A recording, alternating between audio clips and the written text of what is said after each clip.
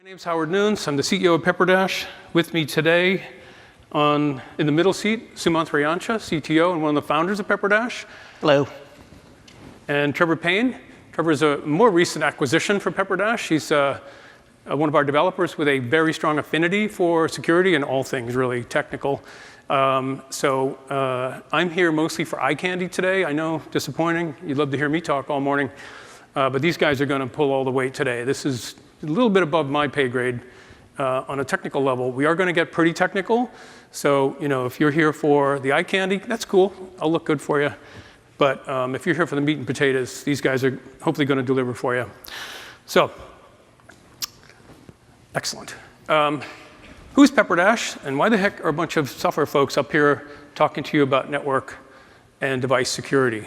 So, some of you know, I know we have some clients in the audience as well. PepperDash is almost 20 years old. Actually, we'll be 20 next year, which is amazing.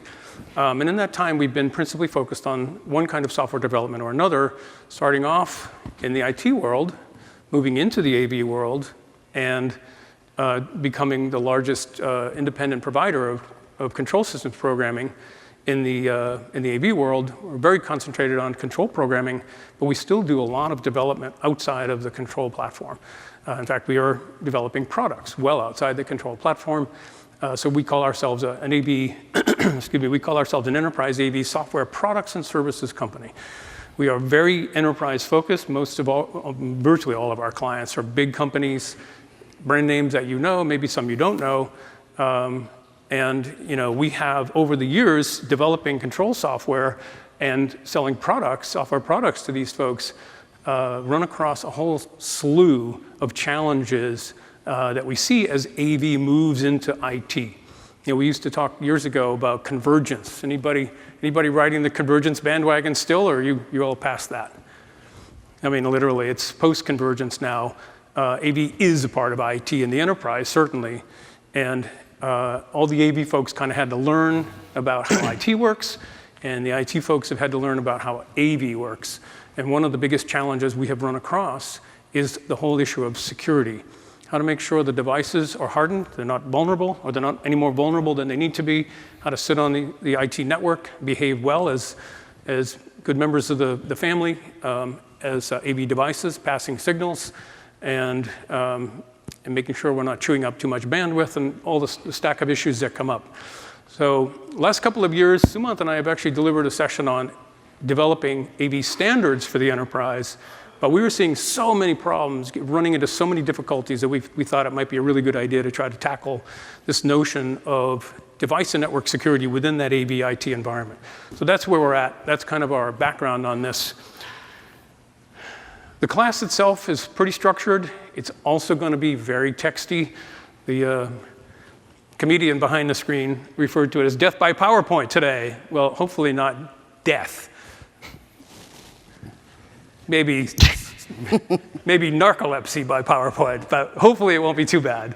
We're hoping we can spice it up for you with some anecdotal stuff.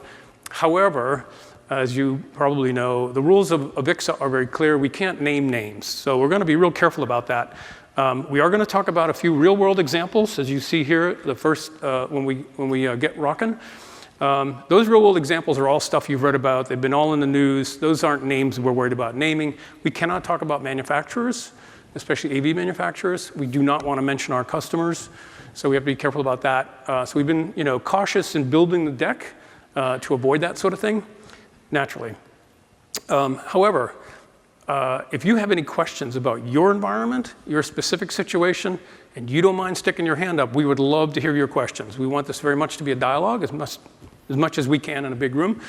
Or if you have a question that you're not all that interested in sticking your hand up in front of 200 of your colleagues, feel free to send it to us. I think I jumped by that. You may want to take a picture of that. I'm going to be checking my email just to see if you have questions. Trust me, not for all the other stuff, just to see if you have questions. But I will be checking the email. So if you have a question you want to be anonymous, feel free to send it to me during the show, and I will definitely try to bring it up with the team if it's something that I feel is appropriate and topical. If you do not want us to talk about it during the show and you just want to talk about it with us outside the show, still feel free to send an email we'll take it offline as best we can. We'll be sticking around for a few minutes after this, but we do have to run next door to the Crestron Consultants event at noontime. So would be delighted to grab cards or take emails and follow up the conversation with you guys. Okay. As the outline mentions, we're going to cover the real world. I mentioned the real world stuff. We're also going to talk about generally security and issues and solutions, kind of a, what's the issue, what's the solution, back and forth. What do we do in real world situations? Try to make that as very direct and practical as we can. We're going to talk about AV specific risks towards the end because we want to lay that sort of IT platform that we're going to build all the AV issues upon. And then we're going to wrap with I think I just called it a summary slide, but that's really going to be kind of a set of pitfalls, things you don't do. We see it a lot, but you shouldn't do. That'll be the way we summarize this. So I'm going to pass the baton now. Any questions at this point? Okay. People are still wandering in, but again, apologies for the confusion. Soon, take it away. Thanks, Howard. So as Howard mentioned, please feel free to interrupt me with questions. Keeping this interactive will help a lot. I'll make sure I repeat. I was going to ask those. Do you want to survey that, or do you care? Yeah, how many people here are from end customers? What we call lovingly end customers, the people who pay the bills. How many people are design consultants? Excellent. How about integrators? Great. And manufacturers? All right, good. Great blend. Excellent. How many people have never heard of security before? How basic do we have to go? How many people have advanced degrees in security? The usual Infocom spectrum. Okay, great. I did want to ask a couple of questions. Yeah, I thought this would be kind of fun. Has anybody here had an AV device in their environment or an environment of their customer that's been involved in a DDoS attack? Okay, and maybe 8 or 10. Anybody not know what a DDoS attack is? You're going to learn. How about, has anyone had a device fail because it's been overloaded by a network scan? Yeah, a few more, huh? This is one we see a lot, especially about 3 weeks after we finish an installation. All right, dynamite. And how about one last one, which is kind of a funny one. I didn't even realize this until Trevor brought it up. Has anyone seen a random VoIP call come into an AV device that is not intended to receive a VoIP call? All right, so that's a popular one too. Excellent. We're going to cover a lot of this stuff. I just wanted to get a sense for the, where we were at with the group. So thank you again. Okay, so let's start with just a quick overview. First part is the class is titled Network and Device Security. So let's talk about what those are. The network in this context is really what we would call the enterprise network. It's just the internal network, but includes the internet connection. Devices are the boxes on the network, but we're going to exclude the PCs and servers and laptops and things of that nature. And that's really because there's all sorts of security practices already in existence around those. So when we're thinking about those boxes, we're really talking about IoT, which is a term that's been floating around for a long time. And really the definition of IoT is where we have these devices that are purpose-built. They're meant to do one or a couple of things specifically. They communicate amongst themselves and often without human interaction. And security in this context is the practice of understanding what the vulnerabilities are on these different boxes and devices and trying to reduce the number of potential exploits or being exploited in the first place. So that brings us to the question of why should we as AV professionals care? And for a number of years now, I've been making the argument that AV professionals are the original or some of the original IoT professionals. In reality, we've been plugging weird little black boxes into networks that talk to each other for, I don't know, at least 20 years at this point. Next reason we need to care. Hackers love IoT devices. And there's a couple of specific reasons. One of the biggest ones is that they're just very easily exploitable. Historically, people take them out of the box, they plug them in, and they just go ahead and let them do their business. They're often connected to the cloud, which means they're interacting with the internet in some way, either sending data or receiving commands. And to give you an idea of the prevalence of these devices, we're talking about things like an Amazon Echo, we're talking about connected HVAC, including connected thermostats, appliances. You can buy fridges that are cloud connected at this point. Tesla cars are a good example. I don't think most people realize, but a Tesla car is always interacting with a command and control cluster that's running in AWS. And when it comes to devices we deal with on a day-to-day basis, we're talking about things like control processors and codecs. Whether people realize it or not, a lot of those devices are interacting with the manufacturer's cloud and collecting data. And some of these devices have a serious amount of horsepower behind them too. That's a good in point. addition to being insecure, so they're a good touching off point for DDoS or other sorts of attacks. Yeah, at this point, a lot of these devices are full-blown PCs, or in some cases have even more horsepower than your laptop does. So, to give you an idea of how many devices we're talking about, we're getting pretty close to where IoT, if we're not there already, will exceed what we traditionally think of as devices on the network. We're at 27 billion right now, with a population of the world at 7.6 billion. So just about 4 devices per person, and the projected growth is pretty large.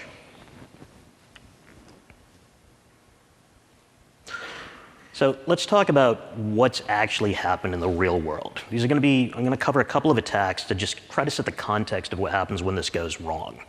Now the good news is nothing that we're about to talk about was an exploitation of AV devices themselves, but I think what you'll find is just how close and how parallel these attacks are to things that we work with and devices we work with every day. So the first one is Stuxnet. Who here remembers Stuxnet? Actually? Excellent. Question? Yes, so it's kind of off topic, but really devices, how are we not yet on IPv6? Okay, so the question is, how are we not yet at IPv6?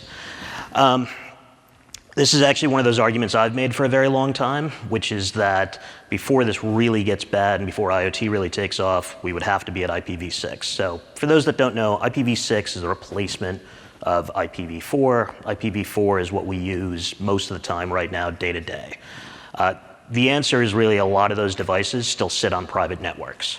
So Internet of Things gets a little bit confusing because the assumption is that these devices must be connected to the internet, but the reality is they just have to be connected to a network of some kind.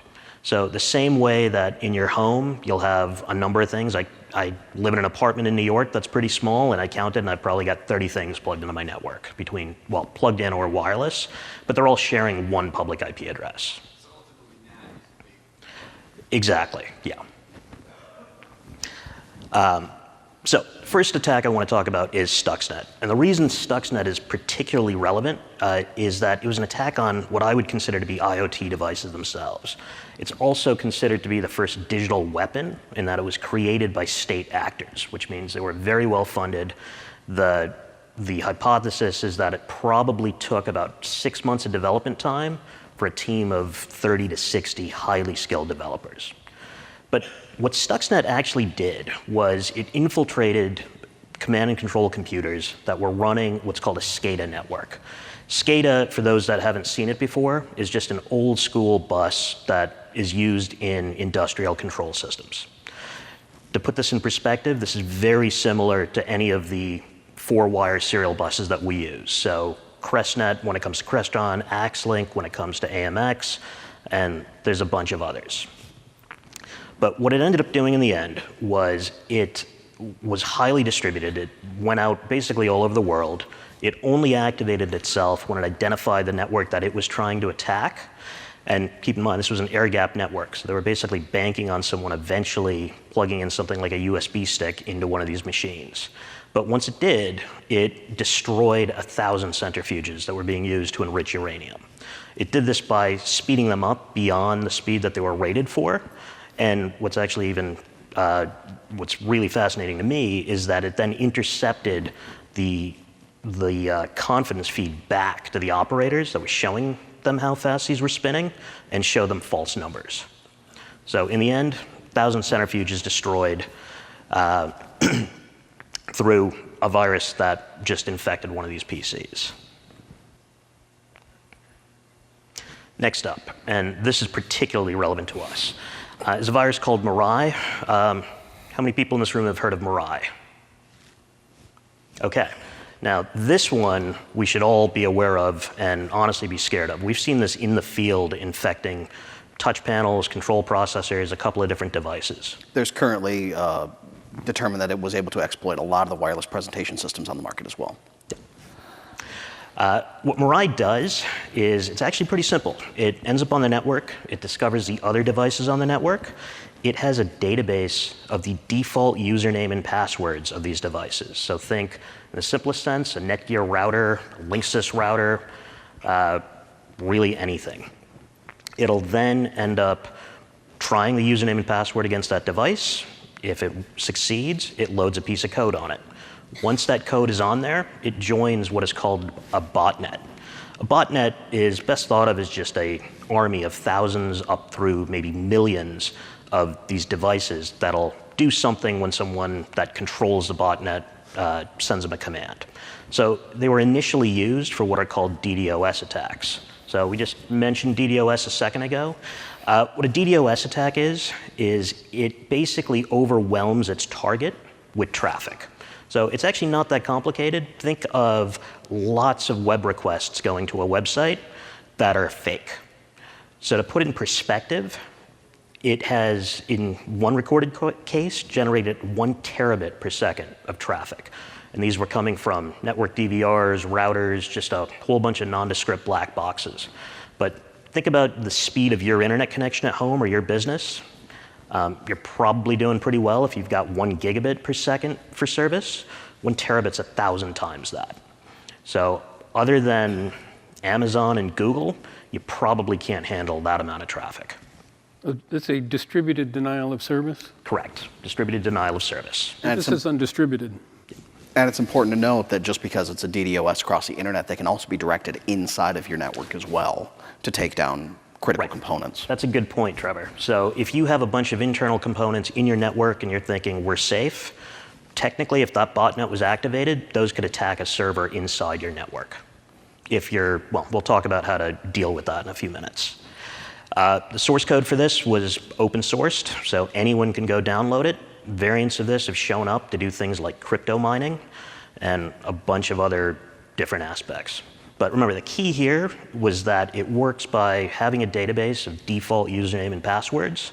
And as you'll see, it's pretty easy to get around this. The next attack. This one's particularly fascinating. It appears to fascinate a lot of security researchers. And it was actually one that was kind of difficult to get much information on because whoever the casino was has tried very hard to keep this under wraps. But in short, there was a network-connected thermometer in an aquarium that was in the lobby of a casino. The best I've been able to track down, it was wirelessly connected to a PC. We're not sure how exactly, but we know that's what it was doing. That PC was on the casino's network, and to put this in perspective, the type of sensor we're talking about, not that different than a temp sensor we would put in a rack on basically a daily basis. But they were able to use that connection that thermometer was using back to the PC to infect the PC. Once they were able to do that, they were able to fan out, look at the rest of the network, and then in the end, they stole 10 gigs of data, including the high roller database that casino maintained. It took an audit by a third-party security firm to find some weird packets going out to a rare domain for them to catch this attack. So it was a very slow drip of information over many months. Yeah, I think they were saying it was at least 6 months based on what they found, right? So I mean, think about that. That was there for 6 months undetected. And the next one, and this one should probably, if you're going to take one away as scary, this is the one that scares the living hell out of me. So this was the attack that was on the Target retail stores. Does everyone remember this from a few years ago? The way this worked is there was what was called a spear phishing attack on their HVAC vendor. So a phishing attack is when someone is trying to get your password. This is when you get one of those emails that takes you to a fake site but looks like Office 365, and they're trying to get your Office 365 username and password. Spear phishing is when you take that phishing attack and make it targeted. So to a specific person, for example, or to a group of executives within a company. So in this case, they specifically targeted the HVAC vendor because the HVAC vendor had VPN access to Target. Once they were able to get those credentials, they installed malware on their point of sale systems. From there, they also installed malware on other servers. In the end, they stole 40 million credit card numbers. 70 million people had their personal identity information stolen. Including me. Yep. And it's estimated that it cost Target $420 million in the end. So I'm going to assume nobody in this room has $500 million in liability insurance. So as you can see, this is really, I mean, I have VPN to probably at least a dozen of our customers. And it's, you know, thankfully they're pretty secure, but this should give you an idea of what can go wrong when a problem happens. And it's something that doesn't really have anything to do with them. You would think that as an HVAC vendor, well, they probably think, what do they have to do with the point of sale systems? Yep. So these two things you just mentioned, wouldn't dual form factor be a pretty strong security against those things? Yeah, so the question that was just asked was talking about two-factor authentication. Two-factor authentication is probably something that you may have used and just not realized what it is.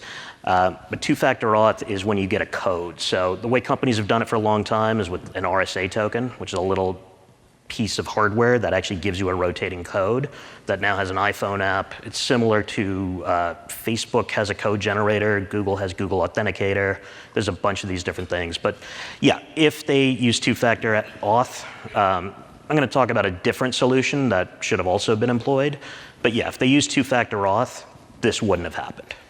I mean, just the VPN failure was just the first link in a chain that broke down. Target screwed up big time on this one. It wasn't just the VPN credentials getting out there. Yeah, what you'll see is that it's, generally speaking on any of these, there isn't one failure. There's multiple, and you should be protecting yourself with layers. I was hoping in this case it was a free version of malware. That was how they hacked it, right? They got into that free version of malware. I'm not sure, I haven't heard exactly what they infected the machines with, but it wouldn't surprise me. So the comment was it was a free version of malware. And the reality is when people create these different viruses now and different types of malware, they put them out there. They put the source code out there, people grab them, they improve upon them, and they put them back out. Is there a question over there? Yep. Okay, so now that we've talked about what some of these attacks can look like, the team that has to deal with these is really the information security and IT team. So they're going to come up, they're going to look at all of these issues and come up with solutions. From our perspective, I usually look at this as, why is the IT guy doing this to me? So what I'm going to do is I'm going to walk through some of the issues that they face and one or a couple of the solutions to the problem to try to give you guys an idea of the perspective from the IT side as opposed to just thinking of it from our usual side of I need to get this system up and working. So the first one, we get a bunch of nondescript black boxes. We take them out of the boxes, we rack them up, we plug them in. But a lot of times out of the box, there's no security on them. There's no password set. You just hit them with a web browser and you can do whatever you want. So the InfoSec team, the information security team's first problem is how do we control who accesses these devices and how do we control what they do or what they're allowed to do? So the solution to that, fairly straightforward, is passwords and privilege levels. Password is a secret that only the user is supposed to know. It basically just operates as a way of identifying that user. The privilege level is what that user can do once they're authenticated into the system. So password best practices, first and foremost, always set a password. Do not use the default password. Sounds very basic, but even in our case, day to day, we've got customers with thousands of systems, tens of thousands of boxes on the network. They've got the default username and password set. Second, make the passwords complex enough that you can't just guess what they are. Well, Trevor will talk about what that really looks like in a little bit. And when possible, use different passwords on different devices. Creates a bit of an administrative headache, but if you actually fall under attack, it'll save you. Next, privilege levels. Now, not all of the things that we deal with allow us to actually set different privilege levels, but increasingly they're starting to. And what this really means is not everybody needs admin access to everything, which is something that happens all the time. But that means that if one person's credentials are compromised, now they have full reign over all of those devices. So what you're supposed to do here, and you'll see this term reoccur quite a few times, is follow what's called a principle of least privilege, which really just means that a person should have the privilege level to do their job and nothing else. Next issue that the InfoSec team faces is something called network sniffing. This has come around more and more, especially in the last couple of years. Several years ago, when Snowden leaked a bunch of information, it actually led to people realizing there were ways to tap what was actually running within Amazon and Google data centers, meaning public clouds, which meant suddenly that somebody that was in there could sniff a network. What sniffing a network means is if the traffic is on the network and you can get on the network, you can see what's flowing around it. So it's important to remember the information we're passing over the network is proprietary. And in our case, information is a pretty broad term, but to put this in perspective, we work with things like Dante microphones all the time, which means we have board meetings where full audio is riding over the network. And another thing to keep in mind is if any of this passes over the internet, we don't really have any control over what path something is going to take on the internet. On numerous occasions, including one, I think sometime in the last week, suddenly very large amounts of traffic will start routing through other countries. China and Russia have happened a couple of times. They suddenly route through one of their telecom firms. Telecom firms in these countries are usually state-owned. It's usually chalked up to be an accident, but take it for what it is. So what's the solution to that? Solution is encryption. Encryption is the process of encoding the information where only the authorized parties can access that information. There's two major types, or two major classifications. We have symmetric encryption and asymmetric. Symmetric is probably the easy one for everyone to just sort of understand. It basically means if you have the password, you use it to encrypt the information, and in order to decrypt it, you use the exact same password. But most of the security that we actually use day to day uses what's called asymmetric encryption. The math behind asymmetric encryption is rather confusing, but it essentially uses two related keys. One of the keys is called a public key and allows you to encrypt the information. Once it's encrypted, you can't decrypt it with the public key. In order to do that, you have to have what's called a private key. The private key will allow you to decrypt the info. So the end result of that is that you can hand out the public key to everybody, and they can send you information securely. This is used pretty much every single day. Anytime you access a website using SSL, so you get the little lock icon, that's actually using public and private key encryption. It's been around, I think, since the 70s, right, Trevor? Something like that? Right about late 70s, early 80s. Yeah, it was the original paper on it was created by the firm RSA. So, best practices, use encryption whenever possible. This isn't something that we've generally done, but for those that have had to deal with very large enterprises, suddenly they don't want us having Telnet enabled on anything, and that's because Telnet is not encrypted, which means when you go to log in to a Telnet session, you're sending a username and password over the network unencrypted. And if the signals are not encrypted, a tool such as Wireshark will allow you to just pick it up and read it. And nobody knows if somebody picked it up and read it. It's also very true, yep.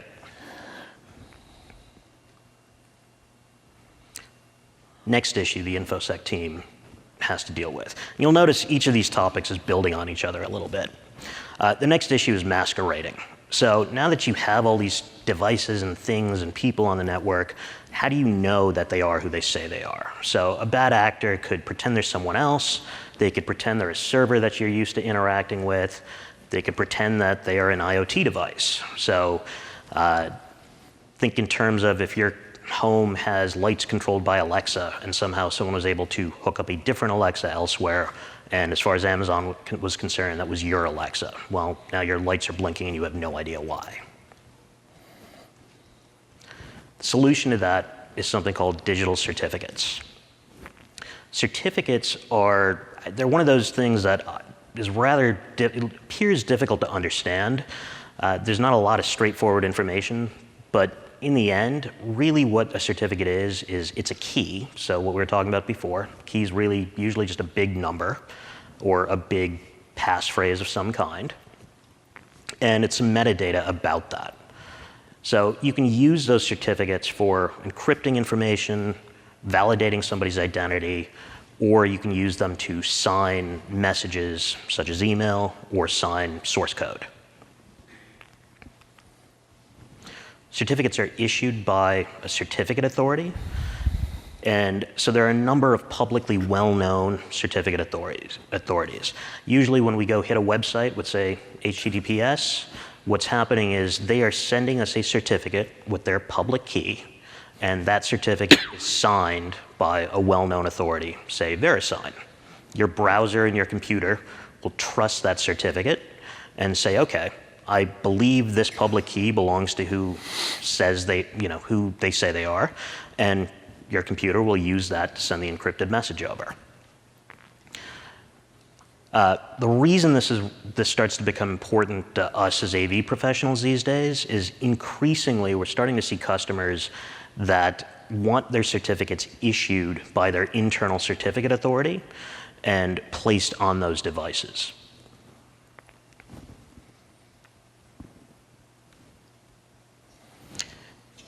Next issue that the InfoSec team has to deal with. Ethernet jacks everywhere. Look around when you go to a customer site and there are Ethernet jacks all over the wall. Pretty sure there are plates right along that wall that have Ethernet jacks on them. So there's also wireless access points all over. So the question becomes, how do you manage who's allowed to connect to your network? Are the devices that are on there allowed to be there? How do we make sure that once they're on there, they are who they say they are, and they're doing what they're supposed to be allowed to do? So there are a couple of different solutions to this problem, but the specific one that I'm going to talk about is called 802.1x. 802.1x uses those certificates that we were just talking about, and a certificate is issued to a device. In terms of how this functions, the device is known as the supplicant. It plugs into a network switch, which is known as the authenticator. The network switch communicates with a server of some kind that handles the authentication. So this is basically the way that the network identifies if the device is what it says it is and if it's allowed to be on the network. Has anyone in this room actually needed to deal with 802.1x yet? A couple of them. I'm actually surprised. We've lucked out. We haven't had to use it too often. But I know that we have certain enterprise customers where it's used for wireless, certainly, and it's used for wired in certain circumstances. Not only can it manage access, but it can alert the InfoSec team if somebody erroneously plugs in and then somebody comes around a corner with guns. That's happened to me at least one occasion. Yeah, that's happened to a couple of our people where somebody plugs something into the wrong jack and armed security shows up. Banks use it all the time. That's one of the circumstances we've seen that happen in. I know a couple of people that have seen it in military facilities, and I think financial for you also? Financial for me, yeah. But you'll see it used in medical, you'll see it used in a few others.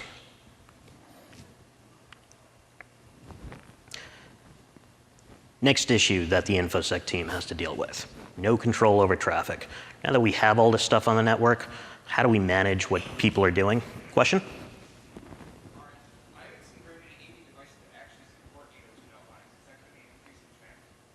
So the question was, haven't seen too many devices that support 802.1x.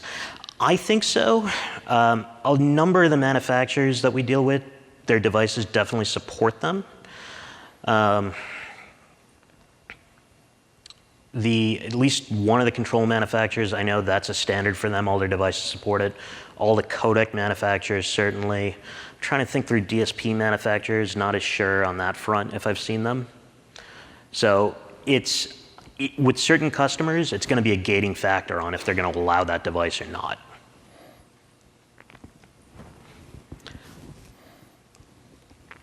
So the next issue that the InfoSec team has to deal with is no control over traffic. Actually, let me back this up one more time. So as you said, not everything supports 802.1x. There are some alternatives to this type of solution There's something from Cisco called NAC, which is Network Access Control. That's when you're doing things like giving them the MAC addresses of all of your devices, and it's identifying the MAC addresses and allowing it or not. There's a few others. There's other products from Cisco. There's other products from most network manufacturers. The big advantage of 802.1x is because it uses certificates, it's fairly trustworthy. Whereas some of those other solutions, there's different ways of spoofing a device to make it look like something else and still Fairly pass it. trivial to masquerade a Mac on Yeah. most devices. Sum, you want to talk about wireless encryption protocols? Sure. Part of this? So part of this is the way wireless is secured. Generally, when we're at home, we're using something called WPA, which is really just a passcode. You enter that, you're on a Wi-Fi network.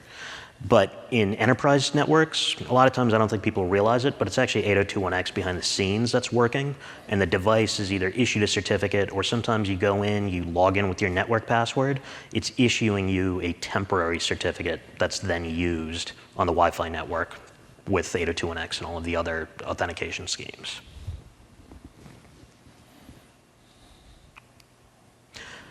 So, next issue that the InfoSec team has to deal with, no control over traffic. Now that we've got all this stuff that's on there, how do they manage what people are doing, what devices are doing, what's interacting with the internet, what's interacting with each other when they're not authorized to do so? And then how do we block people from the internet or things from the internet accessing our internal network? Solution to that are firewalls. So firewalls have one primary purpose, and that is really to limit traffic between what are called security zones. So you carve up your network into zones, and you limit traffic between them, and the firewall handles that.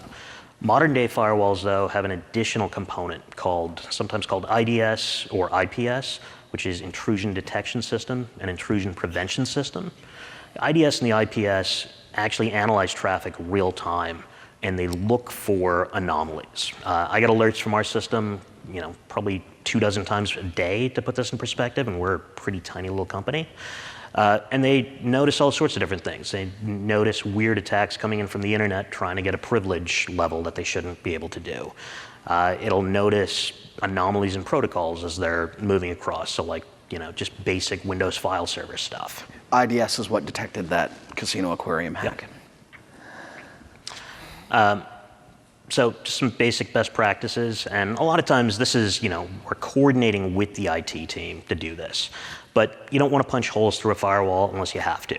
Obviously, that's what you need to do. That's a firewall's purpose. But the point is, use it the way it's meant to be done. Don't go further than you need to make something work. And the second thing is, when it comes to remotely accessing a site, residential people in particular, which is probably not this crowd, will access things over the public internet, and they'll just say, set up a port forward and I'll be able to access a device. Don't do that. Use a VPN. It's a fairly easy thing to do at this point. And a VPN, for those that don't know, is basically a client. You connect to the network and it behaves like you're actually on the network. Question? So the attack of the aquarium, how was that caught if it was a slow trip? So you just happened to stumble upon something that was odd and watching So it wasn't. So the question is, with the aquarium attack, how was that caught? Since it was a slow drip, it wasn't a sudden spike of data going out or anything like that.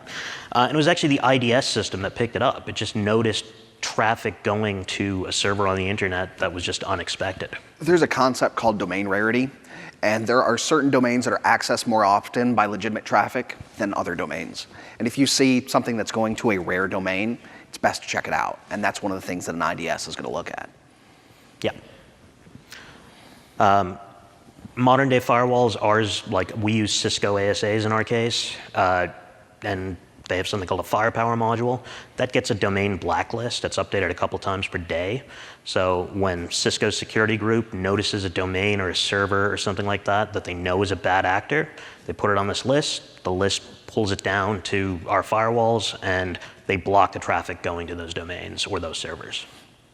One of the things we see as well on the VPN side is some of our clients require us to use one of their machines. It's that tight. So we have to be issued credentials from them and be given a machine, or delivered to them a machine that we own that they will then image to their their own software. Yeah, they don't actually image them. They install a certificate on the machine from their certificate authority. That's why we have to ship it back. Got it. So that's something we'll end up seeing a bunch of times. They usually they use these principles that we're talking about. And as you saw, these sort of build upon each other. Next issue that we need to talk about, or that the InfoSec team has to deal with. The network is constantly changing. New devices get plugged in, firmware updates get applied to these devices, settings get changed on these devices.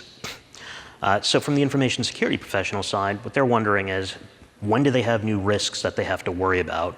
How do they know what those risks are? How do they actually try to deal with them? And this brings us to one of the questions we had just talked about, or one of the things that Howard had pointed out, network scanners. So what a network scanner does is it constantly looks at the network, looks for devices that are plugged in, and then it goes and attempts to profile that device. What it does is it looks at what's called the attack surface. The attack surface is everything that is exposed on the device. If we've got a box and it has a web server, that gets qualified as a potential, well, it gets qualified as a portion of the attack surface. But what the network scanner will actually do is it'll then try to look if there are any known vulnerabilities in those services. Now, the downside of this is something that we deal with all the time, and as Howard had said, usually about 3 weeks after we're done with the job, all of a sudden we get a call and someone says, yeah, everything crashed, I don't know what's going on. And then we spend some time trying to figure out what just happened. And a bunch of times it comes down to the fact that the InfoSec team has finally greenlit those devices to be scanned by their network scanners. One of the names you'll hear a number of times called Qualys, a bunch of our customers use it. But what those can actually end up doing is they can actually end up overwhelming the device. In fact, in some cases, they're intended to do that because that's how you actually exploit the device. So what we've started doing is with the customers that we work with very closely and repeatedly, just as a best practice ourselves, when we know the system's up, we actually ask their InfoSec team to go ahead and run an ad hoc scan of everything that would be similar to what they're going to run on a daily basis or on whatever cadence. And that gives us a pretty good idea on, is the system going to be able to withstand the scan or not? Another best practice to deal with on this, if you're not using a service on the device and it can be disabled, disable it. If it has Telnet and you don't need it, disable that. If it's got a web server and you don't need it, disable it.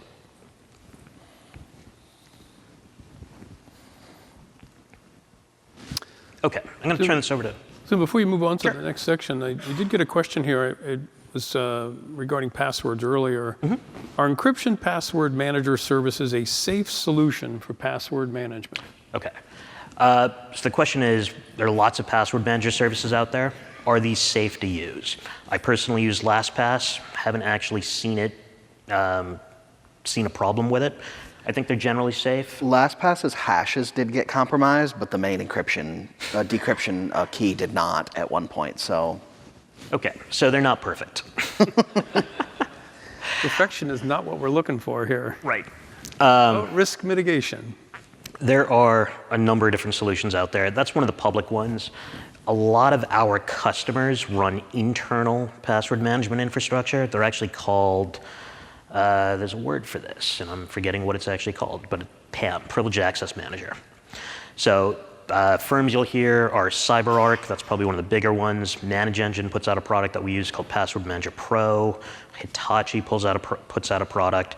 So I think the takeaway is work with your customer. If you are the end customer, work with your IT team and find out if they already have something in place. Personal use, I do use one, although now I'm going to rethink using LastPass. I use KeyPass, which is an open source version you can run on your own server as well. Any other questions coming in, Howard? Not by email, but anybody before we move on to the next section? Yep. With more and more companies wanting to issue their own and become their own certificate authority, what is the talk about now? I guess my question becomes, as more people become their own certificate authorities, how do you now know it's a legitimate certificate you trust now have hundreds of neuroscience essentially being Sure. Okay, so the question is, when companies are running their own private certificate authority, Now that we have lots of them running all over the place, how do we know who you can trust and who you can't trust? So that's actually a really good question because it gets a little messy with devices. The way it actually works is that certificate authority has its own certificate, and its certificate has to be brought in to a device or a computer's trusted root store, is what it's called. Usually people don't have to deal with this because when it comes to, say, Windows and a Windows network, you actually distribute those trusted certificates via group policy, which just means that the IT admin pushes those out, your machine trusts them whether you realize it or not, and you're pretty much set to go. When you're talking about private certificates for IoT, you have to actually take those certificates, the trusted ones, and import them. So that is sort of one of those dangerous circumstances where that's a public cert, it's just a file flying around, but you end up importing it into the device, and that's how it decides what it will and won't trust. Anything else before we move on? Yep. Is it a safer bet to use single sign-on instead of having passwords for every internal app if you can? Yep. So the question is it safer to use single sign-on instead of passwords for everything? Trevor's actually going to cover that. We just don't call it single sign-on. The answer is yes, absolutely. Single sign-on, for those that don't know, basically means that you get one login and every device, server, service that you're using goes back and talks to that single authoritative sign-on server or identity server. We actually have a real-world example of that. Not too long ago, I think 2 or 3 weeks ago, Howard went to go try to log into his computer and it was locked out. And we go and look at Active Directory and his account is locked out. And we don't really know why. We use Okta as our single sign-on service for cloud applications. The way I have everything configured is every application we use delegates to Okta. Okta delegates to our on-premise Active Directory. Idea being is if we're under attack from anywhere, that account gets locked out globally. And what it turned out to be is somebody in China from a couple of different places was attempting to hack Howard's email by just trying to brute force their way into Office 365. To further push those tools and when they're useful, took me about 5 minutes to figure out what was actually going on, and then a quick call to Okta to figure out how to actually just block all public IPs from China from attempting an authentication to our network at all. And if you don't think that's unnerving, I've got something else to tell you. That was a fun It's a little freaky day. to actually live through something like that really quickly, but as Sum said, we had the whole thing squared away in a few minutes, which is pretty impressive. So strong endorsement for that, actually. Anyone else? Yep.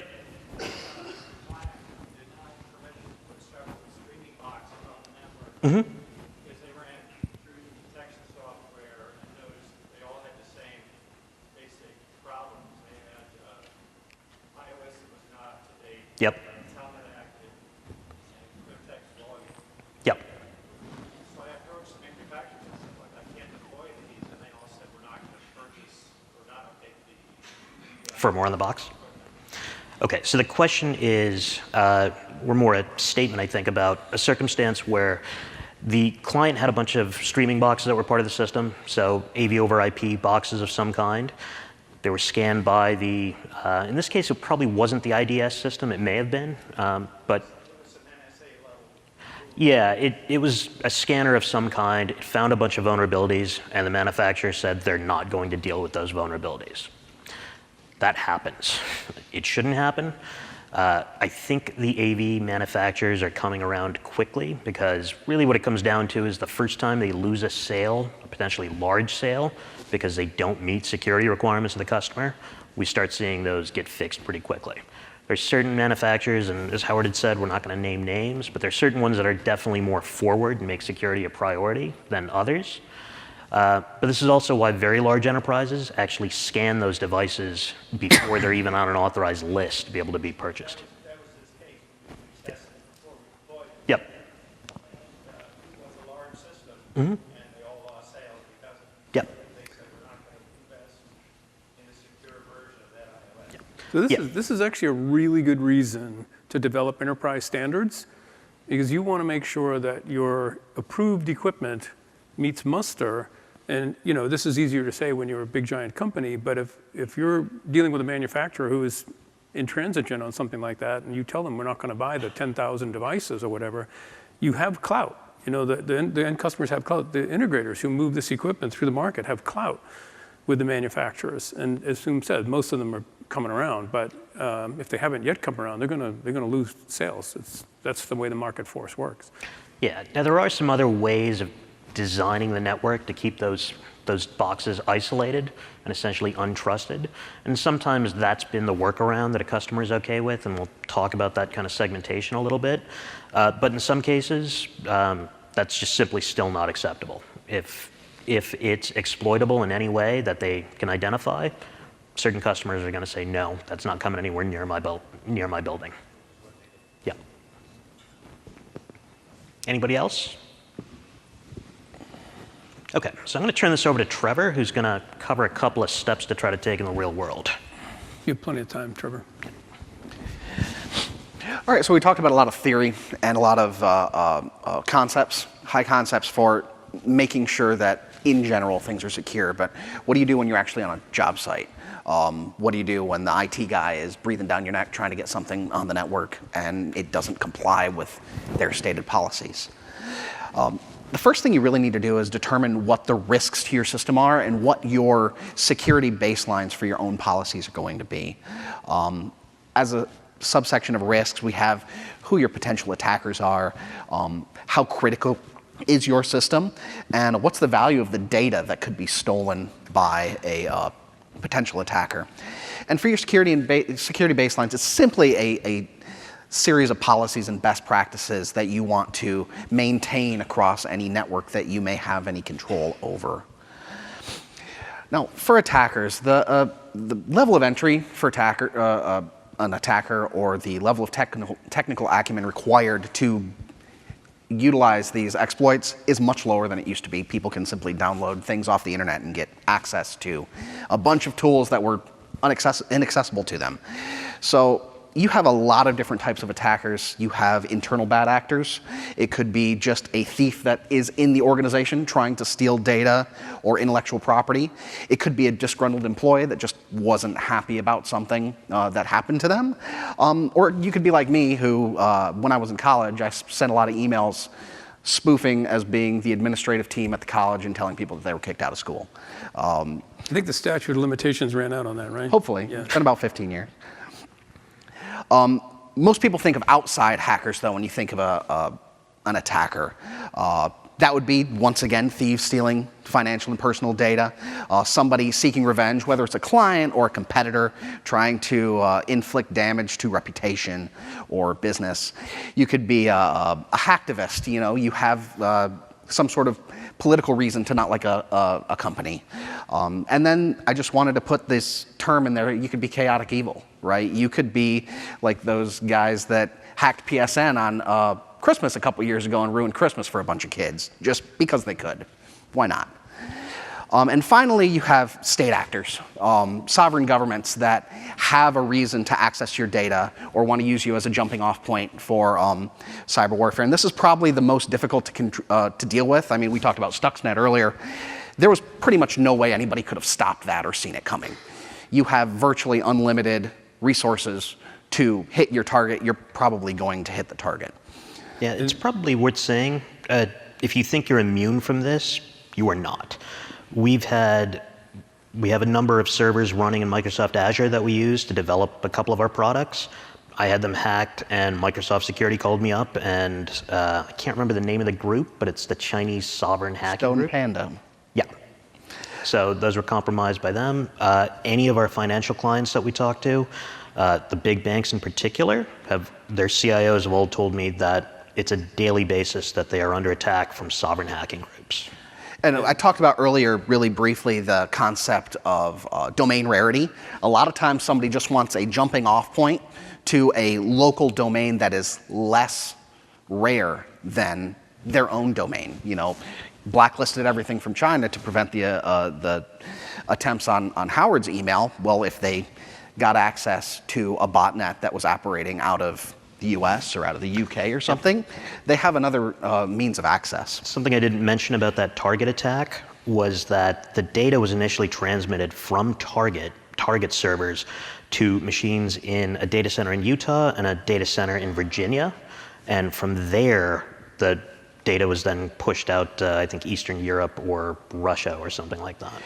And some of these attackers can be multiple things at once. You don't have to fit into one thing or another. There was a couple Stanford interns that, or Stanford students that got internships at a couple of companies, I think it was 3 or 4 years ago, and they stole a bunch of intellectual property from them, relayed it back to collaborators in another country to spin up another company, and it's estimated that the company that they were working with lost about $50 million of R&D because they were sending back the intellectual property to their collaborators to spin up that other company. What's interesting about this too is, Stuxnet is a great example of cyber warfare, but the Sony Pictures hack is a great example of just embarrassment. A government is embarrassed by a movie, and they're willing to make the kind of attack that Sony suffered, which was embarrassing for Sony as well. So it's kind of an interesting blend of motivations. Now, when we talk about system criticality, it's specifically to do with how critical that system is from a monetary standpoint, health and safety standpoint. If there was a failure that allowed an attack, what would be the impact? Are you at high risk for losing personal data? Is it going to be a big loss or an embarrassment for you? And that's one of the things that you have to gauge when you're determining your security policy. How much effort do we need to put in to protect this data? How important is it? How likely is it to come under attack? And then we have the data value. And data is a lot of things. It's not just spreadsheets. It's not just patents. It's your voice calls. It's your quarterly earning calls. It's a spreadsheet that talks about what the next initiative is for the company. And all this stuff is now potentially on the network. We have streaming appliances, we have audio streaming, we've got AVB, we've got cameras on the network that are just security cameras potentially. There's a lot of stuff out there that we need to be aware of now and make sure that it's protected. Would the business lose something of value if that data came out? Would they be embarrassed? Would there be fines because they're no longer within regulatory compliance for their industry? You really need to determine what that impact is going to be. And like we were talking about earlier, that Target loss was $420 million. Nobody has liability insurance in this room that's going to cover that. Yeah, and actually, I can't stress this enough. The AV signals that we deal with are data in this circumstance. So a number of the cameras that we've used for video conferencing now have Ethernet jacks on them, which isn't abnormal, but they have a web interface that allows you to see what's coming through that camera. If you don't change the default username and password on it, now technically someone that goes and Googles the default password can go just start looking into all of your conference rooms. Now, baselines. Baselines are just essentially, like I said, the policies and procedures internally that you use to help mitigate the risk to your clients. The first line of defense is setting up passwords. There's several different metrics to determine how secure a password is. I mean, we've all gone onto a website and tried to put in the password of your birthday or something, and they said that's not secure enough. Well, there's reasons for that. National Institute of Standards and Technology has determined that the generally accepted baseline for passwords is about 12 characters long. You need to define relatively high minimum lengths. As you increase the length of a password, it increases a metric called entropy, which we're not really going to get into, but it's a formula that determines the potential complexity of a password given your rule set for passwords. For complexity, we want to be able to mix and match character types. I don't know how many of you seen or are familiar with a comic strip XKCD, but they have a interesting comic that, they say use a mnemonic, use unrelated words together. Their example was horse battery staple, right? And that was their password. That's not susceptible to a dictionary attack. It's not particularly complex from a mix and match of character types, but it's fairly secure. Question over there? So I've heard in the last couple of months that it's actually better to go lower than complicated. So people will just use like random characters and special characters and all this kind of stuff. But I'm told that like sentences actually, even if it's something that's easy to to know for yourself, is a better level of protection So there is a kind of a sliding. Actually, I'm just going to repeat the question. I'm sorry. So Yeah. the question was that it's starting to come out now that very long random strings with lots of special characters in them are probably actually less secure than, say, something like a passphrase. And there's kind of a reason for that. There is some very solid theory behind increasing the character complexity of a password, actually decreasing security, because we're not wired to remember that stuff, right? So you see, Bill from accounting has a Post-it note at his computer now for his password because it's 75 characters long. That's not secure at all, right? You can get so complex with the passwords. I mean, unless you're using a password manager, it's virtually impossible to remember your password. So that is a very good point, and it's something that you have to measure your security policy with your actual usability. And that's something we're going to probably touch back on a few times over the next few minutes. Yeah, we didn't really dig into the Sony Pictures hack because I didn't see it as relevant, but one of the big pieces that happened is once they gained access to the network, there was a spreadsheet with usernames and passwords of basically everything that Sony's media team was accessing, which then gave them access to their Twitter account, their Facebook account, their domain management, everything. Another question? I want to ask you about the camera. So it's understandable how someone can scoop the network and get in, but to actually activate the camera, is that some kind of like CLI command after they're in the network? How would that happen? So the question was talking about that like camera attack that we just mentioned, and how would you actually go activate it? In the particular case I'm talking about, I'm just saying if somebody was actually on the network. And remember, just because somebody's on the network doesn't mean that they should be there. And there are disgruntled employees and things like that that can form a problem. I think what you're talking about, though, is like how would you actually get the signal out or something like that? How's someone going to view that and what can we do to block you? It just doesn't seem, even if you're on the network, I think everybody in the world that's scared thinks this is easy to do.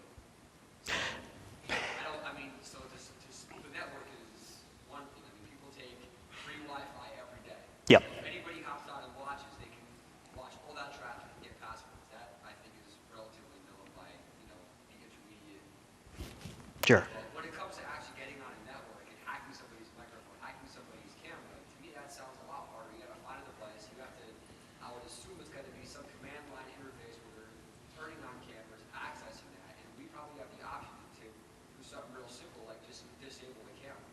Yeah, so the question is, isn't that a fairly difficult thing to do, to actually access the camera somehow? Do you have to use a command line interface to go activate something?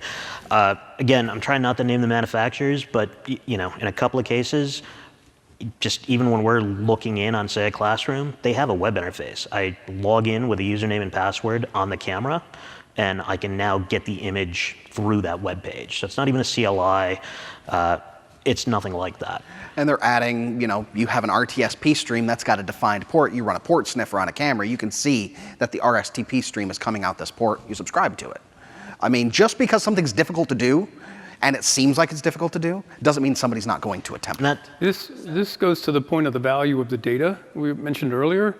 If you can get access to the microphones in a boardroom, the potential for making a lot of money off of that information can be enormous. And people are not above, internal bad actors can be just regular folks who are being paid by outside actors. Yeah, This goes to, I want to also mention this notion of the sticky note on the monitor, or the sticky note on the back of the rack, talking to you guys.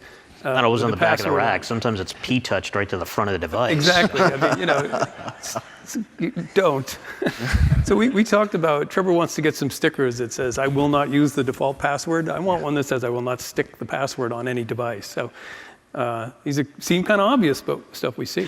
Yeah, and I mean, the reason I'm using that camera example is we'll get cameras that are meant for a help desk, and that is focused on the screen, and everyone's very good about changing the username and password on that. But then we get these other just pan tilt zoom cameras that are in the room, and they're meant to work with a video conference system. And so everyone's thinking about it from, well, I take the HDMI out or the SDI out and I route it to the video conference, but they completely forget about the fact that, wait, there's a preview available off the network jack, and I'm plugging into the network just so I can actually either control it or set it up, or whatever. But if I didn't actually secure that pathway in, we now have something that's just not thought about and has high potential. What Howard was talking about with the value of that information, we programmed a number of conference rooms and conference rooms that belong to Fortune 500 CEOs. And the data regarding any of those companies' plans would be basically priceless on the black market. I just think in this day and age, again, with avoiding anybody's names, there are words for accessing the camera streams, a still picture from what the camera can offer. You can go into the config and you can disable those options. Yeah. So I wonder if you guys would One of the things we said was the best, as a basic best practice, disable everything you don't need, because it's just another potential way in. There are actually some privacy issues with those as well. We've run into a number of environments where the use of webcams in a classroom have run afoul of internal human studies rules. So there's a bunch of there's details. One of the things we will emphasize more as we get to the sort of tail end of the session is check policies. Whatever the environment is, if it's your own environment or your client's environments, you need to check what their policies are about this sort of thing. That's kind of basic rule number one, really. Understand your environment. Moving on to user roles and accounts. It kind of dovetails a little bit into your passwords. But number one, you really need to avoid sharing accounts among users. Passing around the admin account to something is generally not a good idea. Not only is it one point of failure, but it makes it impossible to audit changes to a system if everybody's logging in with the same username and password. You should generate different roles for varying levels of permissions with different individuals within the organization. Not everybody needs admin rights. Not everybody needs access to the video conferencing unit across the building, right? You can define your roles as your simple admin, user, maybe a couple granular differences in there. Geographical, guys in New York don't need to worry about the stuff in Chicago. Or it could be based on business units, right? You could restrict access from the accounting team, support team, from getting access to the people in research and development. So, Trevor, I'm just going to interject a question that just came in via email, basically asking if you're an integrator or a consultant or whatever party and information is stolen and it leads to a financial loss or liability, are you liable? And the answer is, do you want to take that risk? Exactly. You should have insurance for that. We have insurance for that. It is a very popular element of a typical business package now. It's a normal checkbox for business package, and many of our vendors, or rather our clients, insist that we carry that insurance. It's in the sort of the standard form contracts now. Yeah, I think the reality is there isn't a black and white answer to yes, you are liable, no, you're not. It's really going to come down to a combination of insurance companies and eventually lawyers fighting over who has to pay for the damage. And also probably who actually dropped the ball that allowed the intrusion. And I mean, a lot of times it's multiple parties have dropped the ball, and that's where it starts to get complicated in the liability. I mean, 40% of liability for $420 million is still a lot of money. Exactly. Yeah. It's a great question, actually, and it's something that everybody should concern themselves with. Come on, there we go.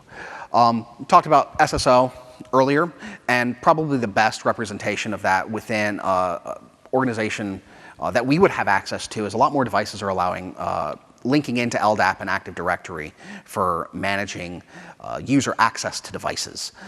You can control access and privileges using that. It kind of empowers your clients to set up who has access, who doesn't have access. If somebody gets transferred to another division or another location, they can tailor the access to the client, to the individual.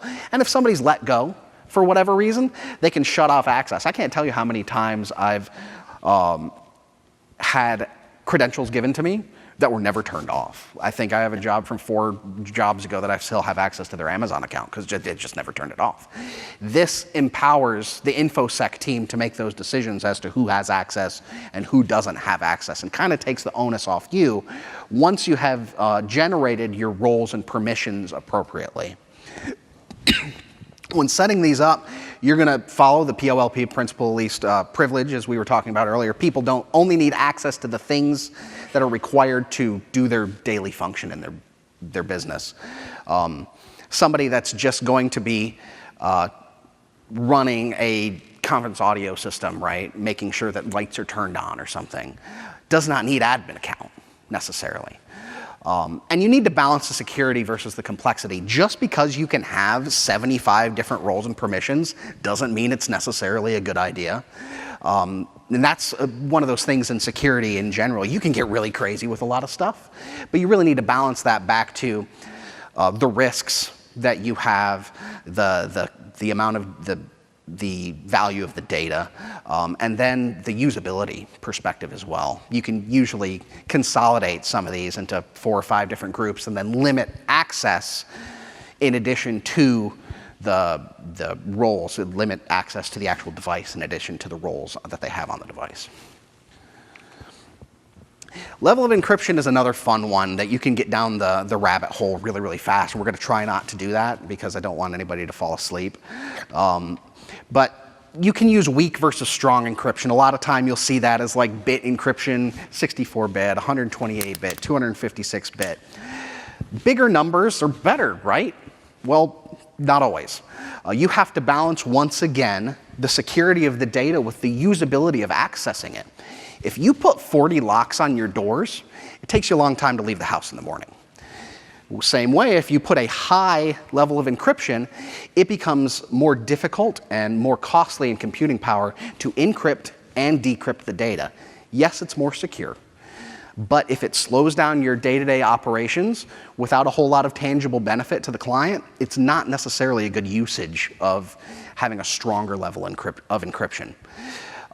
And you should be avoiding what's known as a broken or weak cipher. There are a few. There's tons of articles out there.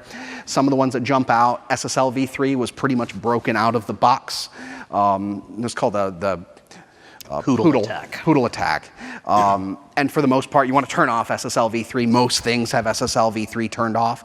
Then there's SHA-1, which was a very popular encryption algorithm for years, but it's got a high number of what's called collisions, and I'm not going to get into what that is, but it allows it to be decrypted fairly easily compared to other things like ECC and... yeah, there's just kind of alternatives. Yeah. But the real takeaway is to come up with that balance.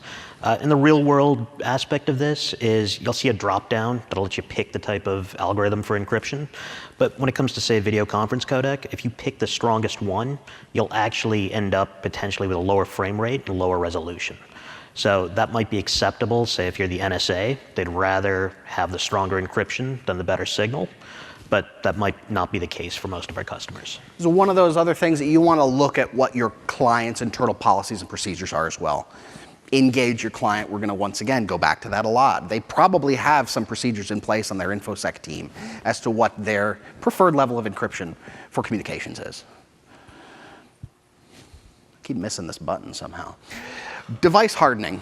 That's the concept of the practice of making a device more difficult to exploit, reducing the attack surface area of a device. The number one thing you can do, and going back to Mirai, if you simply change your default passwords, you're more or less immune to Mirai, right? Don't leave that default password on your box. Perform firmware updates and apply security patches. That's just as much on us as it is on clients, right? Need to make sure that they have the latest security patch when it's installed. You need to have some sort of a regular audit to make sure that security patches are up to date. And that's one of those things that you can probably look to your client. They probably have some sort of internal auditing anyway for their enterprise network. And disable unused services. If you don't need FTP, turn it off. You can always turn FTP back on if you need it to perform something and turn it back off. If you don't need Telnet, turn it off. Any of these services that have a open doorway into the network, if you're not using it, it increases the attack surface. It's another thing that the network scanner is going to look at. And it's just less headache if you turn off the things that you're not using. Yeah, the security patches in particular, I think everyone should be aware of.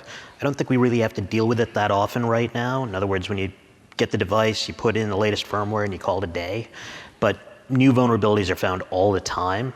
And over time, and some of our customers already, we have to actually end up doing a patch cycle where we're taking all of the devices, bringing them up to the latest firmware on some frequency. In the worst case, I think it's been once a quarter. In some cases, it's about once a year. And actually keeping track of that inventory is a major pain in the neck and something that you need to worry about as well. Cloud telemetry is kind of a new one. Not everybody's dealt with it. Basically, when we're talking about cloud telemetry, we're talking about data that gets sent back to the cloud from a device. It can be anonymous usage statistics for a device. It can be an open channel for support. Maybe the manufacturer has something that they can get back into the device. If you broke it, they can fix something. You need to decide along with your client if the benefit of cloud telemetry outweighs the risk. It necessarily increases the attack surface because it's another access point into the device. Once again, your client may have a policy related to cloud telemetry and turning on or off those services. But it's something that we're seeing more and more. Lots of manufacturers have cloud telemetry stuff turned on out of the box that you may want to turn off. People understand what we mean by cloud telemetry? You maybe want to explain that just so that... This might be a better one for Sum to... Yeah, the general idea with cloud telemetry is there's two big pieces, and I think Trevor more or less covered them, but the first one is if you're a manufacturer, you want to know how your devices are being used. So your idea right out of the thing is, wait, they're connected to the network, they can talk on the internet. I'm just going to have it send it back to my servers, and it's going to tell me what's being used, so I know what to do with the next version of the product. The flip side of that is support of the device itself, and sometimes you can take remote control. It's something I noticed. I have an LG TV in my bedroom, and I can hit a button on there that gives LG support access to it, which is sort of ingenious in terms of, I'm trying to think of my grandparents figuring out how to use the menus on that TV. But the flip side is, if you activate that and it was talking to something on the internet that wasn't actually LG's cloud, they'd have remote control of the TV. You probably all dealt with cloud telemetry if you've used a Windows machine and it crashed and it said, would you like to send data back to Windows about this error? That is cloud telemetry, but it's more active. It's not a passive cloud telemetry. And we see it in AV devices more and more right now. And the reason we know it is because in circumstances where the device doesn't actually have internet access, they end up starting to fill up their logs with error messages saying that they couldn't send the usage data to the cloud. Now, this is a really big one, and it's one that you've probably dealt with before, which is regulatory compliance, especially if you've done anything with financial, if you've done anything with healthcare. There are multiple different regulatory bodies that manage the industries of your clients. They almost assuredly have their own policies in place for making sure that they stay within the regulatory compliance guidelines. So definitely consult with them. But two of the big ones, PCI DSS, it's standards defined by credit card companies and payment organizations to manage how data is stored. Target was not in compliance with PCI DSS. They had unhashed passwords stored in a server on their network. That's how everybody's passwords that were stored there got out. There was no encryption on them, right? If they had PCI DSS, if they were PCI DSS compliant, it would have lowered the amount of damage that the attack would have done. HIPAA's one that I would assume that everybody that's dealt with healthcare has dealt with. Protecting patient data, protecting insurance information, and it's applicable to both providers and insurance companies. There is almost assuredly, once again, a standard that the client has that you need to make sure that your equipment complies with the standard that they've set up in place to protect themselves. Because most of these regulatory bodies can levy very serious fines for infractions. Yeah, This is actually an interesting example of this, too. I don't know if that's true about this, Yeah, but in the healthcare industry, accidental disclosure is something we need to be careful of. And we had one example where a big healthcare provider asked us to change the data that was displayed on a touch panel outside of a room because it was just coming from the scheduling system, and a patient's name might be included in the name of the meeting. The meeting might be about a patient, and that's something that they considered to be a potential violation of HIPAA. They used the scheduling panels on the clinical rooms. Yeah. And so it was a direct feed from the actual hospital management system. And so we actually took some steps to make sure that data never made it in to our side. Because if it did, we would then have to go through entire audits of everything end to end to make sure we were compliant with HIPAA.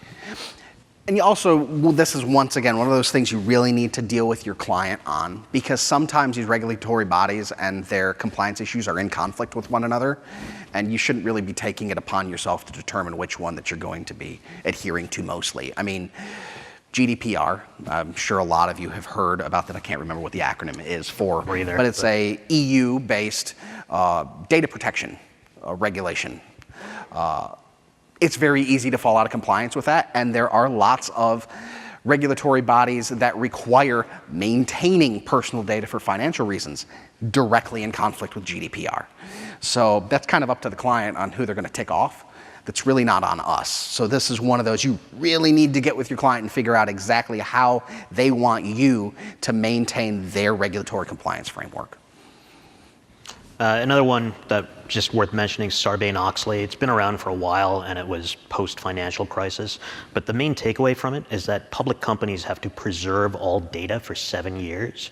And the reason I bring that one up is if you have a recorder in a room, multi-purpose room, whatever, if that produces a recording, that data actually has to be preserved for 7 years, or they are not compliant, and they will be fined. Another one we need to deal with is creating network zones. And this one's super important, going back to what you had talked about. You know, you had a bunch of devices that were not compliant. Sometimes clients will hate that. Sometimes they'll let you get away with it by segmenting them off to another network. So it's good for us. This isn't necessarily anything that we have control over, but it's good to be educated so you can educate your clients as well. You want to make sure that your network is segmented with VLANs and VRFs. VLANs are like a virtual switch within the network switch, and VRFs are virtual routers. There's a lot more to it than just that bullet point, but once again, this is probably not something you're going to be setting up yourself. Creating these logical zones, there's a few that stick out head and shoulders. Enterprise PCs, the PCs that the client uses for their day-to-day operations, those should be segmented from enterprise IoT devices, which is really everything from printers to touch panels. And then you have AV over IP devices, which are a whole other class that need to be segmented just because of the usage of the device. They create so much data and cause so much havoc on other sections of the network that if you do not have those separated into a logical zone, you're likely to have other problems that aren't even related to security. When you separate these zones, you obviously are going to have some data pass through. You have to control the devices on the AV over IP LAN from the enterprise IoT LAN. So you need to utilize firewall policies to regulate the traffic, the type of traffic, the devices traffic goes from and goes to. And once again, that's not a lot that you have control of, but it's something you need to be made aware of, that if sometimes your devices don't work, this is something you can point at or something you can recommend to a client to make the transition more smooth into your data on your devices. I'm going to interject, Trevor, with that question that had just come in. The idea is basically we've got a control system. It has to control a bunch of devices, and it needs to control them over the network. But the only means of controlling these devices is via telnet or without security or something like that. What's the alternative? What's the solution? So one is see if there can't be, if there's another means, serial control, go old school. But the big one is actually what we're talking about here, which is creating network zones. For years, we used to talk about the AV VLAN, or what I used to colloquially call the AV crap network. I've since started calling it the enterprise IoT network because it's a much more friendly term. But what we end up doing when we end up, say, consulting on network design is we say, let's build campus-wide and enterprise-wide enterprise IoT networks. We're going to largely consider them untrusted, where we define what devices are on them. We're not really worried about those devices coming back into our network, but we keep it segregated. We don't give it internet access and lock it down a number of different ways. And that's usually enough for the InfoSec guys to be okay with saying that, okay, we wouldn't plug this device into our trusted network, but we'll put it over here on this eIoT network. And going back once again to that target attack, I mentioned when we were talking about it that it wasn't just a failure to maintain protection of the credentials. This was another failure of it. There's no reason that the point of sale network should have been accessible from the HVAC network. That was improper network segmentation. I can't think of a possibility in which those two should have been able to link to one another in any capacity. Not only is it a failure of this, but it was probably a lack of compliance with PCI DSS as well. It definitely was, actually. Any time that credit card numbers have been stolen, it's, according to the group that publishes PCI DSS, have said that not in one circumstance were they fully compliant with PCI DSS. So I work for an enterprise that has offices in different states, and the majority of IT lives in the main area. So they don't like the idea of VLANs anymore that span different buildings because they're not really there to look for any network use. So the idea of having different branches is something I've been asking for a very long time. These political answers to kind of just push it off to the side. Yep. So like, what would you do in this case? Because there's a lot of things. Like, I mean, even now more this year than ever before, I see prosumer devices on enterprise networks, and that is a nightmare. So say they have Sonos tied into like restaurant. Like, what do you do to separate that when they don't block it in all these different ways? It fails. Yep. You have to have an ADD, but So you're not in Florida when you're in New York. Right. So the question is sort of, how do you actually go about this? How do you build out AV VLANs? The real term that you start bringing in is VRF. I'm trying to figure out how to do this without getting overly technical about it, but a VRF basically allows you to build completely separate, parallel, routable networks on your existing infrastructure. You have to have VRF-capable hardware. It's expensive. But in a number of our customers, tech companies, some oil and gas companies, they build enterprise-wide AV VRFs, which means there's a bunch of separate VLANs. All those VLANs combine together into what's called a VRF. They can then use the WAN connections to communicate amongst themselves. That gets over the can't have a VLAN spanning multiple building problem. But in order to get from the AV VRF over to the enterprise network, you're crossing a firewall. And that's kind of how it does it. And one of the reasons I pointed out the LG display that I have at home is, you're absolutely right. We end up seeing these prosumer and consumer devices increasingly in conference rooms. We have one major financial customer that absolutely wants Alexa control over their conference rooms. Yeah, lots of people shaking their heads, which is what I've been doing with them, but there's somebody there that really wants it. Don't do it. Yeah. All this awareness, like the awareness of these issues now, Mm-hmm. is that changing anything with the fact that you have so many sites of information from like third parties and back and forth with the clouds? Because it just seems like you're trying, so if you're on a network and you're correctly adjusting the MAC address sheets and your credits work, isn't there still the issue with third parties and how secure that is? Yeah, so the question is kind of, when you have all these third parties that have various types of access, and as you're trying to lock things down, do you ever really get to the point of absolute security? And honestly, the answer is no. You're never completely secure, because that's sort of like trying to say, I'm going to build a fortress that no one can ever get into. And there's always somebody that finds a way eventually. It's more a matter of just making it rather difficult. And if you remember, the attacks that we went through, all kind of real world, they're all pretty easily dealt with the exception of Stuxnet. So for the most part, say Mirai, they're not going to sit there trying to crack the password. They're just going to move on to the next device that has the default password on it. On the other hand, if somebody really wants to get in that case state actors, they'll keep throwing resources at it until they do. So in that case, if you can't stop it, then you have to go to the politics, right? So what's the move? Is it just insurance? It's insurance, but you also just keep making it harder. The reality is, people are going to try and then they're going to move on and they're going to do something else.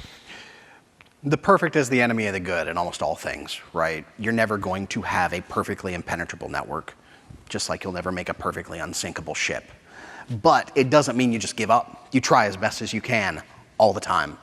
You have to be right every time, though. Because you're totally right, and I agree with you, and you and I could not sell that to a bank or a hospital ever.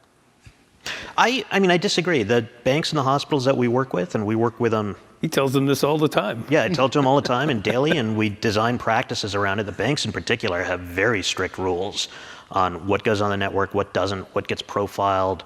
They've got baseline configurations. We help design those baseline configurations, and we say, okay, we don't need the web server, that's got to be disabled. We don't need Telnet, that's got to get disabled. We're going to tie in to Active Directory. And by just following a bunch of these kind of practices, you end up tightening up quite a bit. You know, honestly, if there's two takeaways of like, okay, what is the absolute bare minimum to do? It's change the default password, segment your network. Do those two things, and you're probably safe from 85% of what's out there. Now, all these together kind of mesh into a concept called defense in depth. You need to maintain layers of security. Your perimeter, don't assume it to be impenetrable. If somebody gets in and you haven't built those layers of security on the inside, then they have unfettered access. You've created a coconut. You break the shell, you have full access to everything on the inside. So physical access limitations and segmented networks, limiting user access through roles and group policies. Those are different things that you can do that just because one device on your network is compromised, you can still protect the rest of the devices. That's a really important point. Like I said just a couple seconds ago, the perfect is the enemy of the good. You're never going to have something completely perfect, but you need to make sure that you're trying as hard as you can to prevent it from ever getting worse if there's an intrusion. That's where the defense in depth comes in. Each device needs to be hardened. Each network segment needs to be separated. Each user has to have different roles and groups. Each device needs to have different password management. Never assume that that boundary is secure. Always assume that the hypothetical attacker is smarter than you, is more experienced than you, has more time on their hands, has more initiative to get into the network than you have to keep them out. They only have to be right one time to get in. You have to be right every time to keep them out. And always, always, always check with the IT department on what sort of policies they already have in place to make sure that you are meeting or exceeding them in every case. I think I'm going to pass it back to Sumanth for some specific risks. Any questions with at this AV. point?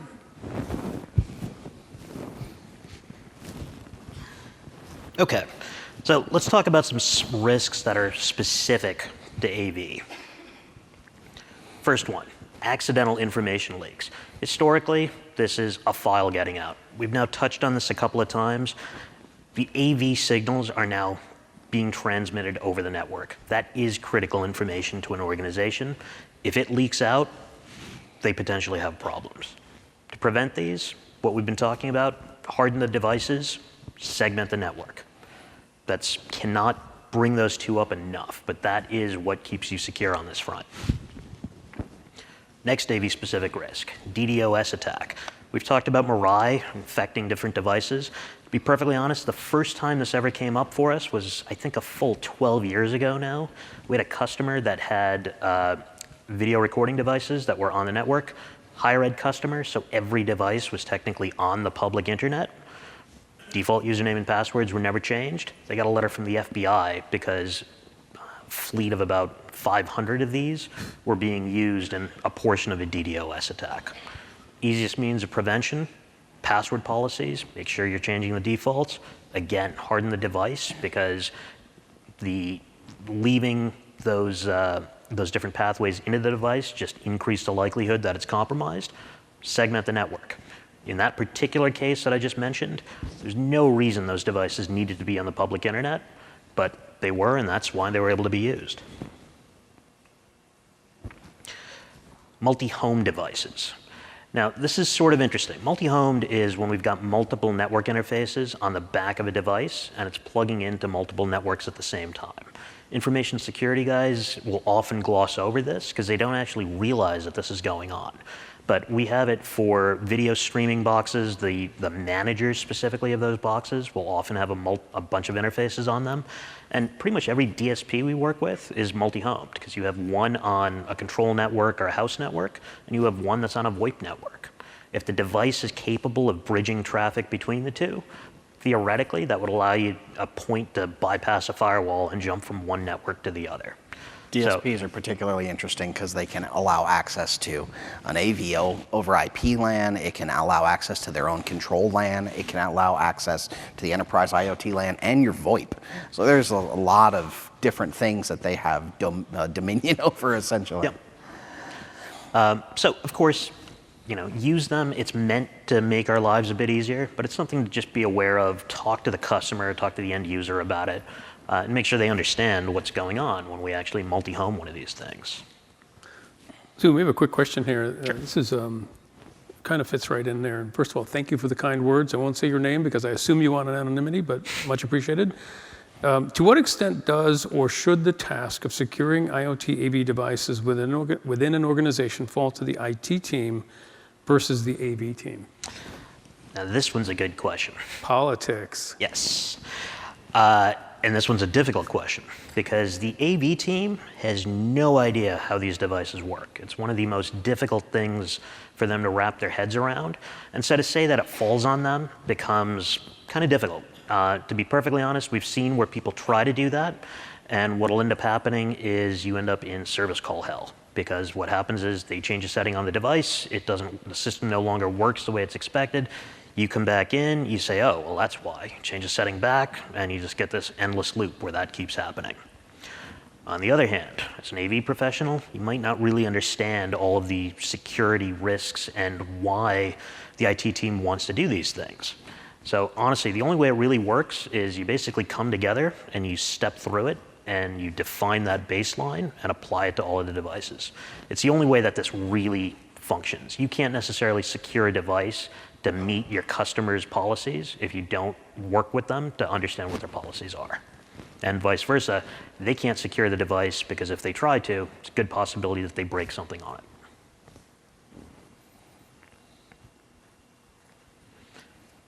Wireless presentation dongles.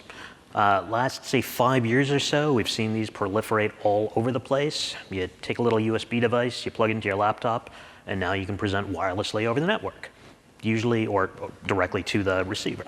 Usually that requires a piece of software to be installed on your machine. That software is on the USB dongle itself because it mounts as a USB drive. So you open it up, you double click on it, and you run the software. This actually opens us up to a kind of a unique risk that we don't think about too often, but viruses will often infect a USB drive, and that's how they get moved around. They get plugged into different PCs, and they infect the PC they're connected to. We're basically putting a bunch of these drives out there. Honestly, most of these drives end up read-only, so it's pretty hard for this to happen, but definitely something to be aware of, and one of those things that a customer might ask you about. And if they do, turn around, ask the manufacturer and say, this is what the customer's worried about. What are you doing to make sure that doesn't happen? Usually the answer is going to be, oh, it's a read-only drive. Nothing can actually infect it. Take that back to the customer, and you're usually in pretty good shape. So, a couple of quick summaries. Common pitfalls. One of the ideas is there's a concept called security through obscurity. Basically, let's just change it to something that's non-default, like let's change the web server port or something like that. That isn't really secure. That'll help a little bit, but that's not true security. It also has to deal with, well, the equipment that I'm using is so arcane that nobody's going to know how to work with it. You can't assume that either. Yeah, assume someone can Google the manual pretty quickly these days. Direct access to the wide area network, meaning direct internet access. We see this in higher ed all the time. We do our best to talk customers out of it. They have policies where every device sits on the public internet. It results in all sorts of problems. This is actually where we've seen Mirai infect touch panels. This is also where in classrooms we get this complaint that something's ringing, and we go in and it turns out that the SIP interface that's on the touch panel, somebody grabbed it over the internet and just keeps calling the room. So basically, stop putting devices on the public internet. I've seen that happen within 1 hour of one of these touch panels going online. Yeah. Ringing. The studies on Mirai say, so technically, all you have to do to get rid of Mirai is reboot the device, but the studies have shown that a device that was infected will probably end up reinfected within 7 minutes of that reboot. Sumanth, one of the notes, one of the edit notes was this notion of single password. for a device where we have the inability to Yeah. audit So who's accessing the device. And so You mentioned that- something about that too. yeah, and Trevor kind of mentioned that, but the single password or the single account has multiple problems. One is that once it's compromised, it's out there. Everybody has it. You now have to go change the password on every single device. Second is a lot of this stuff can now be audited. So if you tie it into single sign-on or LDAP or Active Directory when you can actually go back and look at the audit logs and see who did what, which is extremely useful when you're trying to figure out what went wrong. There's a single password to the device access. Next one, lack of network segmentation. It's, as I said a little while ago, number one takeaway if you're going to do two things only. Change the default password, work with a team to segment the network. Do those two, and you are secure from about 85% of the stuff you potentially have to deal with. But the other one is maintaining these regular software updates and firmware updates. It actually is an opportunity because it can be part of the preventative maintenance cycle that you end up doing on these systems. But new vulnerabilities come out every single day. There's a massive database that MITRE keeps. They record what are called CVEs, which, if I remember correctly, stand for Critical Vulnerability Exploit. Yeah. And every time something's found, a new CVE is created. And if you look at the firmware release notes on a lot of the devices that we work with, you'll see which CVEs were resolved. But that's only going to happen if the new firmware is installed. CVEs are some riveting reading, let me tell you. But to put this in, to give you an idea, the hack that just happened within Baltimore on the city's computer systems and network, that was because they didn't install Windows patches that were installed that came out 2 years ago. And that's not really any different than stuff that we see on these IoT devices. But in our case right now, they're not really automatically patched. It's a manual process. And with that, I think we're done. Any other questions or comments?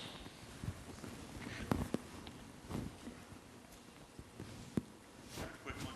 Sure. I think if you can't convince someone to do the right thing with their device, whether it's keep it on within a network versus put it public, or they want to use a very vulnerable device, it's important to CYA pretty much politically. Yep. Send them an email stating the extreme risk. You send it to their manager, your manager, yourself, and you print a copy and you bring it home.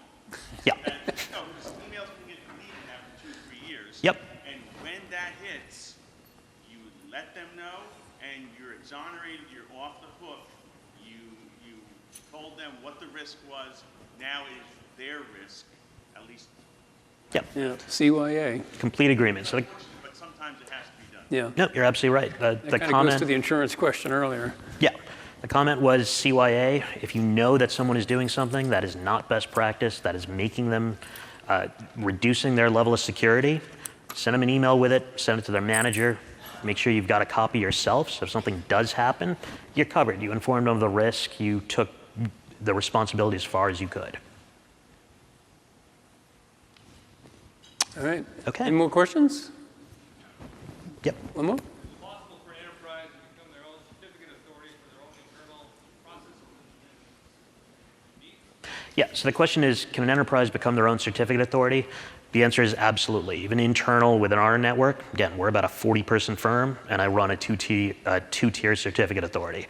It's actually just a component of Windows Server now. That's the easiest one to stand up. And all of our computers, when I need it, can just generate a request, and they get a certificate issued by the CA.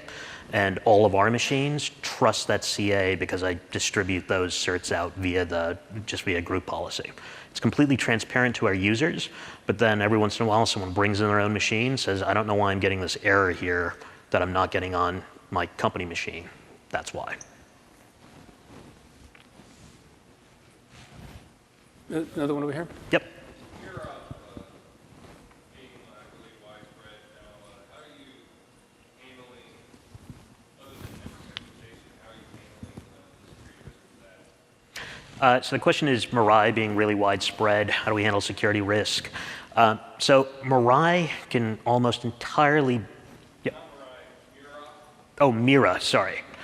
I'm honestly not as familiar with Mira. So Wireless display connections like the barcode pictures and everything else like that. Miracast. Oh, Miracast, got it. Miracast. Okay. So Miracast allows you to send signals over the network to a renderer of some kind. Miracast has its own certain level of security built in, but really the biggest one is network segmentation. And we've done it with everything before Miracast as well. So AirPlay, DLNA compliant. DLNA, yeah. We do it with network segmentation. We put those devices themselves often either on their own subnets or VLANs. We then open up holes from, say, the guest network and the trusted network to get to them. And that's usually the way we try to do it. There's a bunch of different patterns you can kind of follow, but that's kind of it. And then same thing, don't give that VLAN access to the public internet.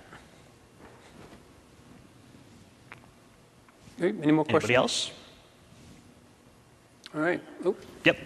On Apple apps for the iPhone, for apps that are generated from countries that are risky or into spying and such, does Apple test and vet them to make sure that they are not really sending data back to home for different things? Do it a hell of a lot better than Google does. Yes. So the question is, apps that you'd go download from the iOS App Store, are they tested to make sure that they're not sending data where they shouldn't be, that they're stealing data in some way?